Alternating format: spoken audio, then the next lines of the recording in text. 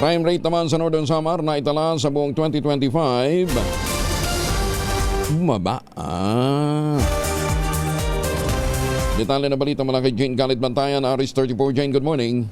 Kinumpirma ng PNP Northern Samar ang pagbaba ng krimen sa taong 2025 sa buong lalawigan, mas mababa sa taong 2024. Ang data presenta ni Police Colonel Garjola sa ginanap na Provincial Government and PNP Convergence. Sa record ng PNP, 15% ang ibinaba ng krimen mula sa 1,284 ng 2024 naging 1,018 na lamang sa taong 2025. Bunga naman dito ng kampanya ng PNP laban sa kriminalidad. Ang paglulunsad ng Provincial Government and PNP Convergence sa isang annual tradition na tinatawag rin na 2026 New Year's Call. Pinangunahan ito ni Governor Harrison Chuan at PNP Provincial Director Police Colonel Garjola. Bigyang pagkilala ang vital role ng PNP sa pagpapatupad ng kapayapaan sa buong lalawigan.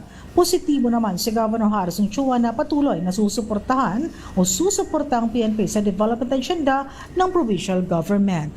Mula sa Aksyon Radyo Katarman, RH34 Jane Galit Bantayan ng DZRH. Una sa Pilipinas, una sa Pilipino. Daghang salamat, Jane Galit Bantayan.